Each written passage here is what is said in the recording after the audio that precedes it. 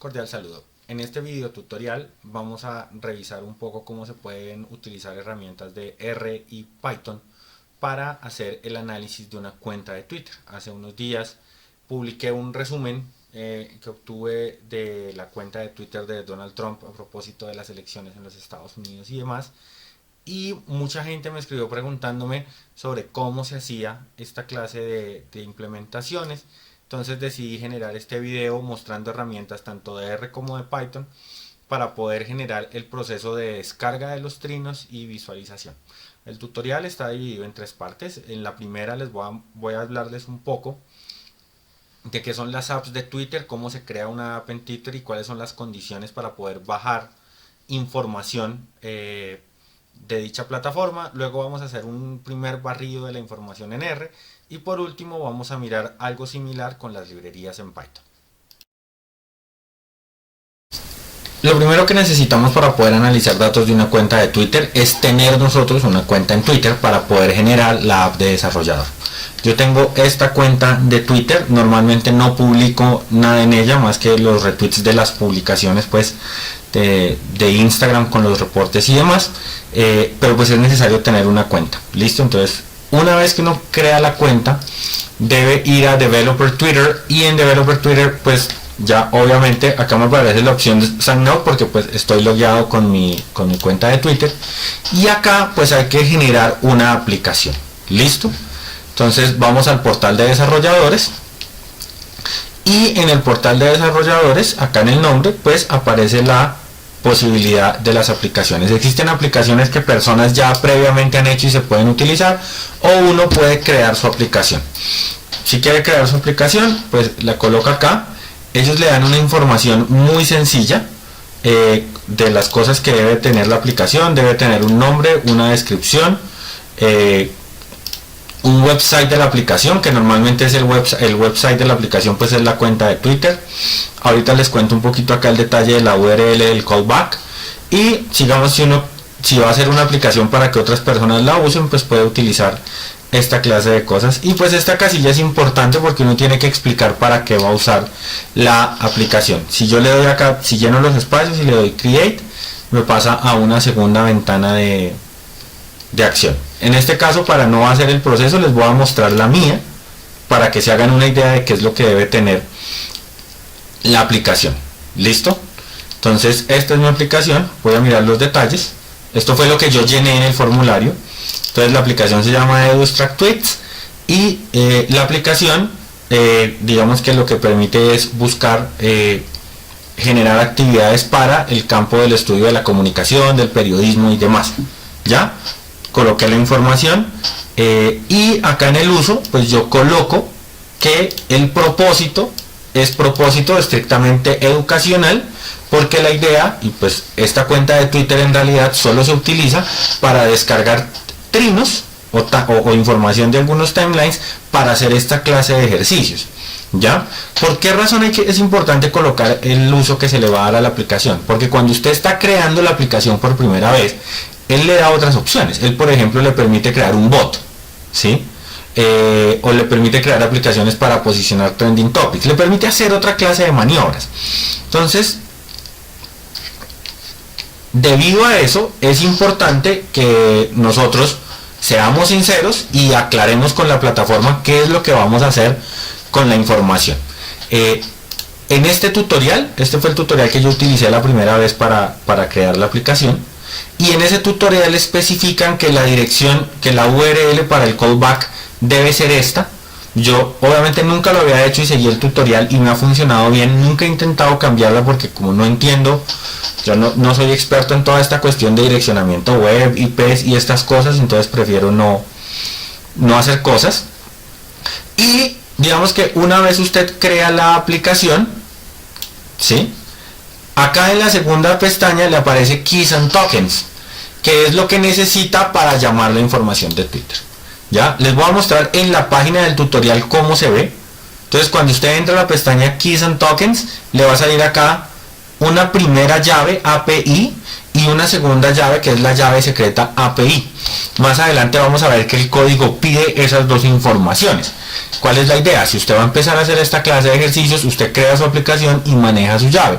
En lo que les voy a mostrar de código, yo previamente cargué los datos, ¿sí?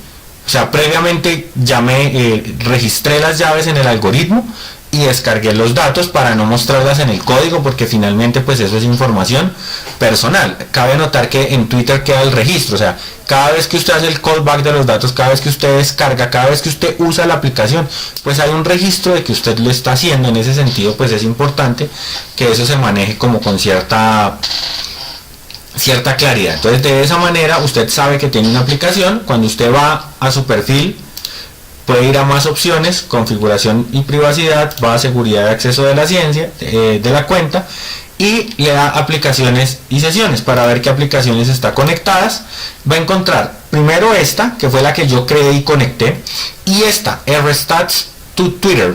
Esta es una aplicación que cuando usted haga la descarga de los datos de Twitter le va a pedir que por favor autorice para la descarga de los datos. Entonces es necesario autorizar esta aplicación para poder descargar la información. Entonces el primer paso es venir a Twitter Developers, crear la aplicación para poder después ir luego al código y descargar los streams. Ahora pasamos a R. Entonces tengo el código, lo voy a ir corriendo bloque a bloque para que podamos ir entendiendo qué hace cada función y cómo funciona. Como siempre en todos los scripts de R, uno primero tiene que cargar una gran cantidad de librerías. Hay algunas de estas librerías que requieren una gran explicación, como TidyText, WordCloud, TM. Yo recomiendo verificar si alguien está interesado o quiere más información.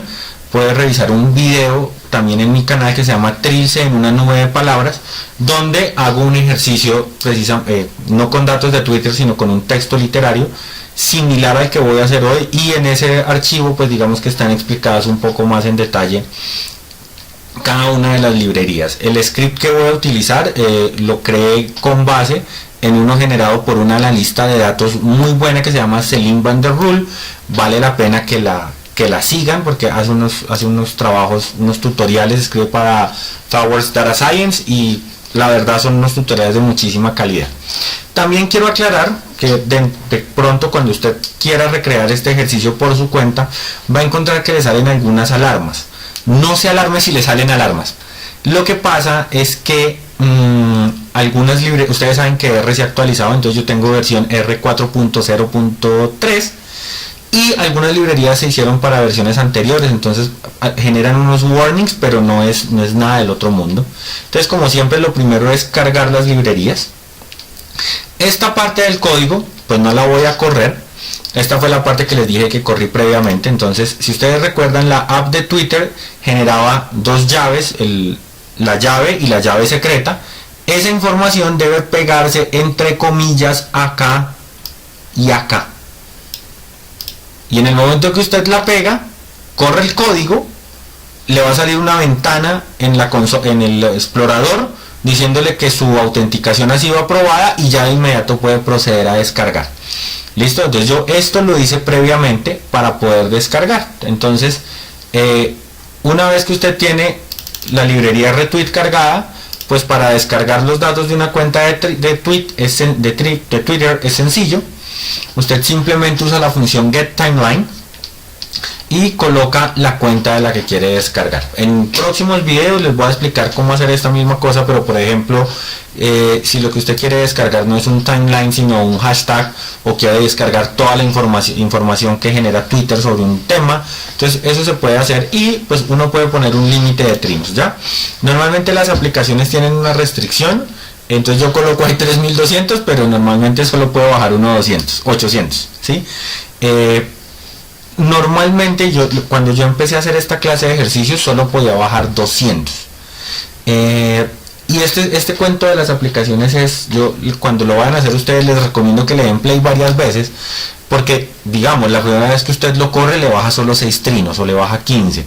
Entonces por defecto esto funcionando bien debe bajar 200, pero en algunas ocasiones le permite a usted bajar más en otras no. Existen tutoriales en internet que le explican a usted estrategias para descargar mayor cantidad de trinos, pero como les digo, como mi propósito es estrictamente educativo, de mostrar cómo se usa la herramienta, con los que me permite bajar la plataforma es más que suficiente. ¿Listo? Entonces, ¿cómo se ve ese archivo de tweets? ¿Listo? O sea, el que se baja del timeline.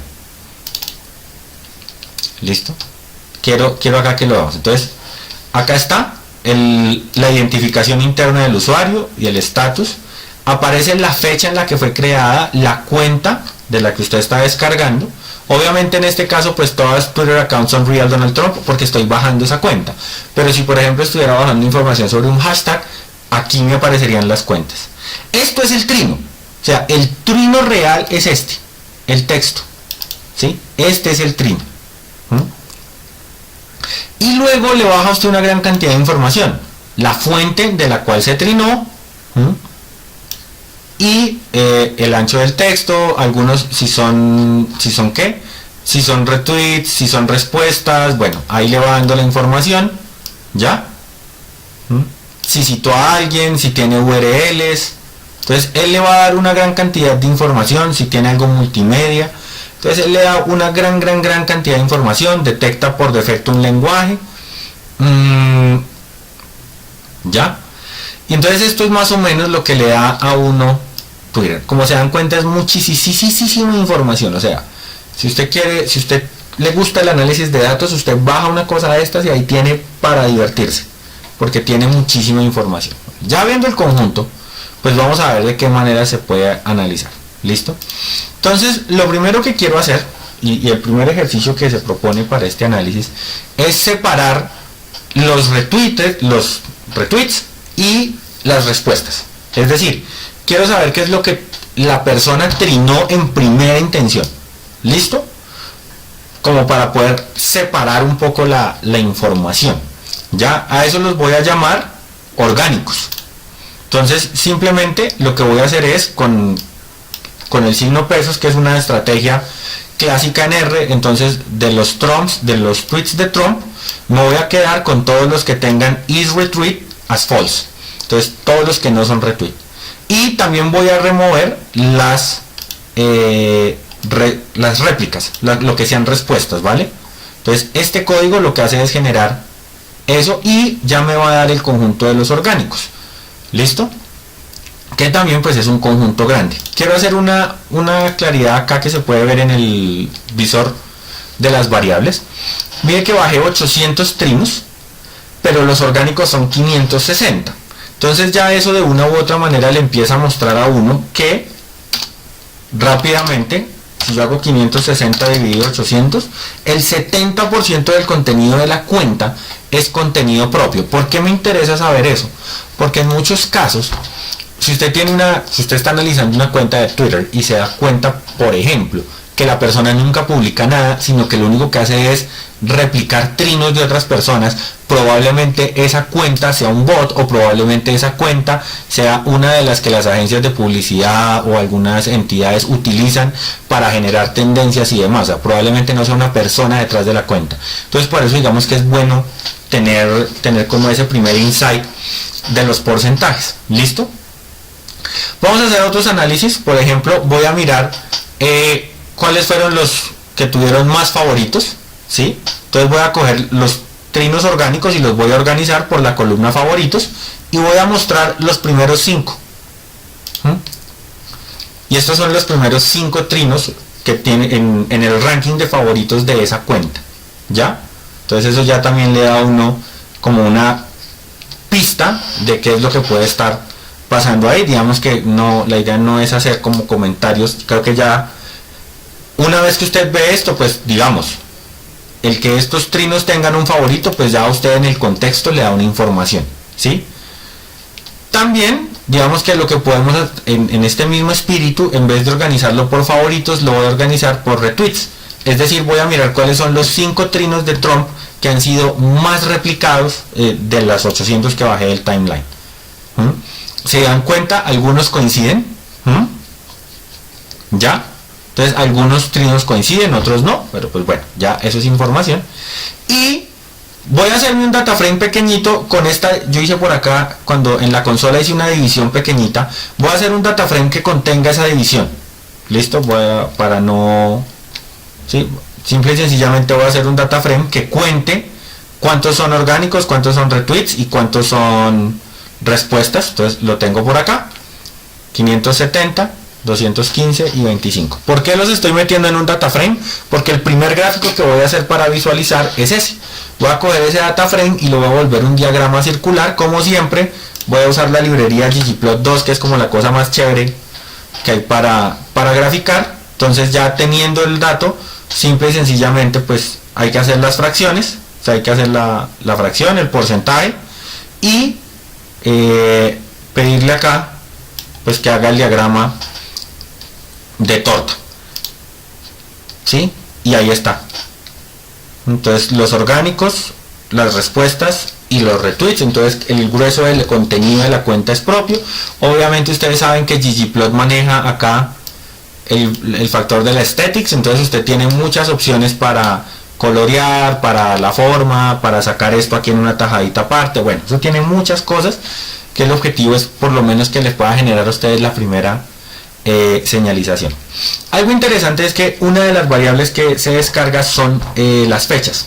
Entonces, como se descargan las fechas, usted puede generar los trinos en el tiempo, ¿sí? En este caso pues va a quedar cortico, porque pues son los 800 que se descargaron desde la primera fecha hasta la última. Entonces la primera fecha es octubre 25 hasta hoy. Entonces digamos que por ejemplo usted puede detectar días en los que uno, no sé, octubre 27 parece que fue un día muy agitado. ¿Qué pasó en el calendario en octubre 27? Fue un martes, no sé, habría que entrar a revisar. Entonces uno de una u otra manera con esto ya se puede entrar ¿a qué? A hacer otra clase de preguntas también sobre la actividad de las personas y sobre la información que da una cuenta de Twitter. Esto es una cosa curiosa que aparece de la fuente de publicación. En el caso particular de esta cuenta no va a decir mucho, salvo una interpretación muy personal que yo hago, y es que si todos los trinos de la cuenta salen de un iPhone, lo más probable es que los trinos de la cuenta de Donald Trump los hace Trump personalmente, ¿sí? Es decir, que él desde su teléfono celular es el que trina, y que no hay una persona que esté haciendo eso.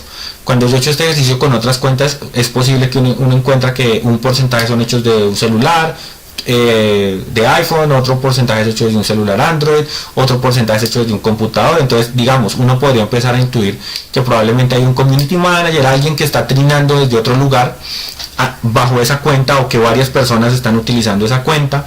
En este caso no, ¿sí? Entonces obviamente eso es un análisis yo que estoy suponiendo ya con base en esos datos, pero esto también puede, lo que les digo, dentro del proceso de validación de una cuenta, pues esto también puede ser útil, ¿ya? Finalmente pues vamos a utilizar las herramientas. Acá en estas líneas de código lo que hacen es limpiar. Entonces es quitar URLs, quitar símbolos, quitar un montón de cosas para quedarme con las palabras. Y sobre las palabras pues voy a hacer un conteo, ¿ya? Esta función acá de el honest tokens, esto es una función de la librería TM, que sirve de una u otra manera para poder soltar las frases como palabras, para tokenizarlas. Tokenizar es un proceso fundamental en el análisis del lenguaje natural. Como les digo, en el video de Trills en una nube de palabras, la tokenización está explicada en detalle. Y entonces miremos el gráfico. Entonces estas son las palabras que más aparecieron. ¿Listo? Removiendo las stop words de la lista. Recuerden que las stop words son las palabras que, digamos, el lenguaje utiliza frecuentemente y que no dan mucha información.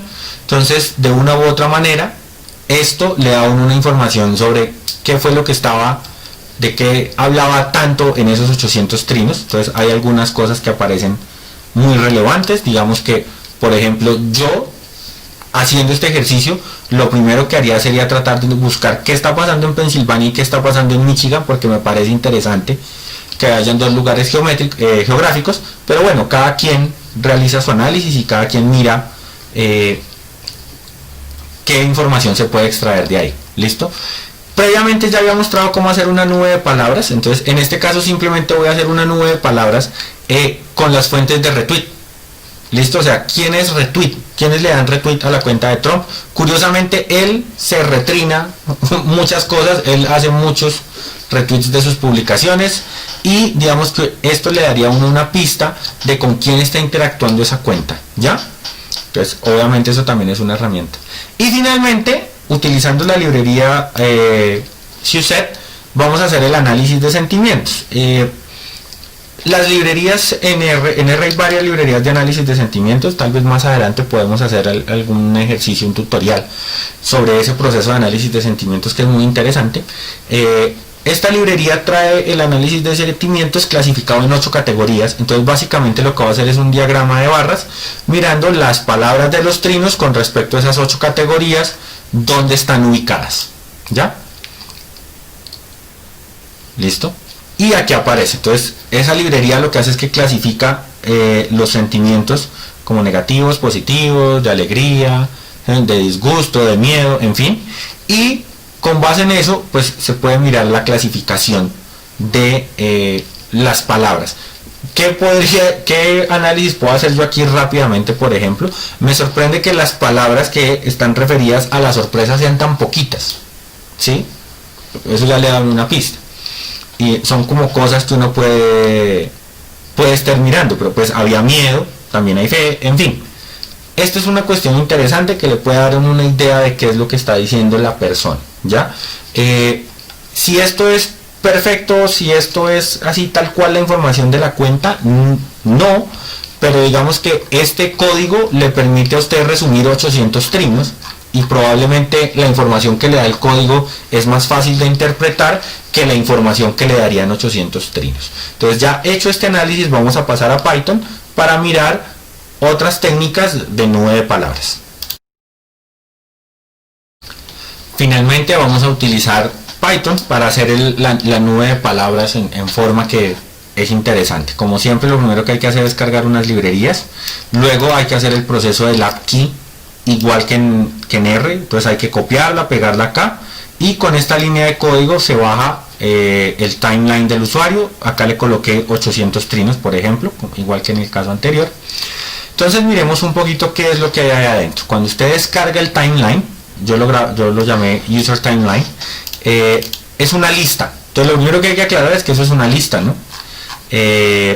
Y así uno no la ve, no entiende mucho. Entonces la idea es que abramos una entrada de la lista y cuando nos damos cuenta las entradas de la lista son diccionarios, ¿ya?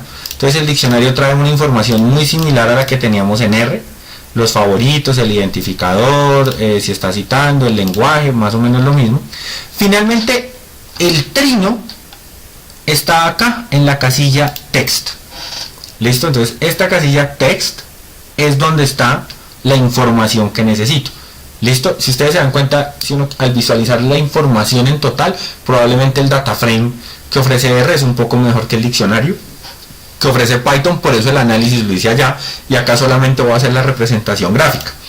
Bien, voy a utilizar este ciclo for para a una lista vacía irle pegando el texto de cada uno de los trinos y pues eso se va a llamar row tweets.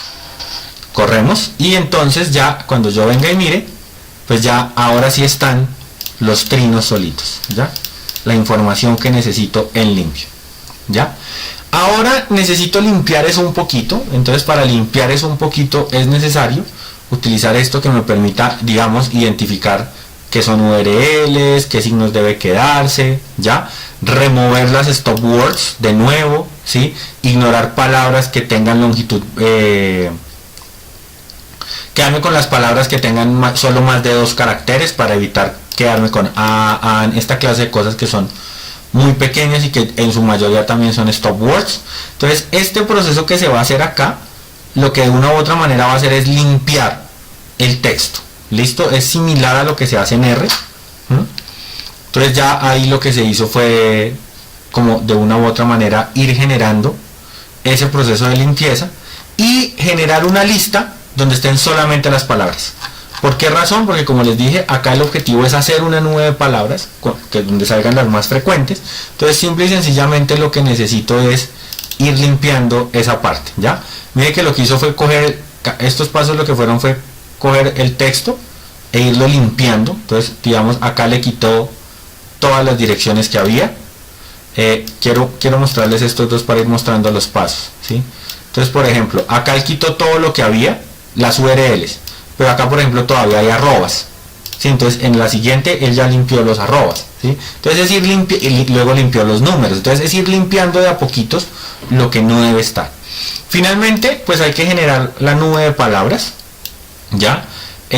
Y eso se hace con un conjunto de palabras, que es esta lista que tengo acá. ¿Listo? Entonces yo cojo esto, la genero. Ahí lo que hice fue generar el objeto nube de palabras. Y ahora tengo que mostrarlo, pues como siempre, con PLT, ¿sí? Lo voy a dejar primero le voy a poner un título pequeño, ¿sí? Para poner el ejemplo. No debe tener ejes. Y lo vamos a mirar. Acá sale el plot. ¿Listo? Entonces, para quienes no están familiarizados, en una nube de palabras, las palabras que tienen mayor frecuencia tienen mayor tamaño, y las palabras se van ubicando de manera aleatoria alrededor. También digamos que las funciones de las librerías que tienen tanto R como Python tienen unas paletas de colores y van rotando los colores de maneras diferentes. ¿Listo? Esto también se hace en R, esto no tiene mucha gracia. Entonces lo que quiero mostrarles a continuación es algo que me llamó mucho la atención, y es que uno puede hacer esto con forma, ya. Entonces visualmente es una cosa comunicativa un poco más poderosa, ¿no? Entonces lo primero que necesita es tener una máscara, ¿ya? ¿Qué es una máscara? Entonces es una imagen que de una u otra manera genere o tenga la imagen que nosotros queremos como forma. Por ejemplo, en mi caso, yo tengo esta silueta de Trump, y lo que voy a hacer es que esta nube de palabras ocupe esta forma. En los ensayos, digamos que la idea es que usted tenga una silueta en blanco y negro de lo que quiera, para que el algoritmo, al digitalizarla, pueda identificar que aquí hay un contorno y hacer que las palabras se dispongan alrededor de ese contorno. ¿Listo? Entonces, previamente es necesario que nosotros tengamos eso. Yo obviamente necesito buscar acá donde tengo la imagen. ¿Listo? Entonces busco la carpeta donde previamente la tenía, la selecciono y la cargo. ¿Listo? Entonces ya está cargada. Y si yo voy al explorador de variables y la abro, me voy a dar cuenta que lo que tengo es una matriz, ¿sí? Entonces simplemente es una matriz donde hay unos puntos que están en blanco y unos puntos que están en negro, cuadraditos ahí cada uno, ¿ya? Entonces esa es más o menos la idea del objeto que usted creó ahí. Volvemos a hacer el proceso de la nube de palabras. Yo a esto lo llamé mask. Entonces simplemente acá en nube de palabras, con respecto al código anterior, le voy a poner mask, ¿sí? Genero mi nube de palabras de nuevo. Entonces voy a tomar estas 3 líneas de códigos para correrlas. Listo. Y las voy a representar. En este primer código voy a usar subplot porque quiero que me queden una al lado de la otra. Las voy a dejar sin título para que se pueda ver la comparación, ¿sí? Digamos que estos son comandos típicos de gráficas, y como ustedes pueden verlas, acá las tengo lado a lado. Entonces usted ve la silueta y ve la nube de palabras y logra ver que se está identificando la silueta. ¿Listo? Ya acá finalmente, para terminar, en este código la voy a hacer solita, sin títulos ni nada, y solo la nube de palabras para tener el objeto. Listo, ahí está. Entonces, ¿por qué me pareció interesante y me gustó la idea de trabajar esta parte de la silueta?